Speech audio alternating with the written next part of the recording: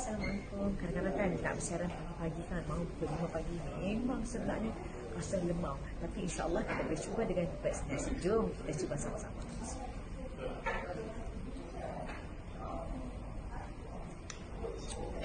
Nah, Kemen, Dia rasa macam mana, Debbie? rasa sedap, rasa macam lychee kau.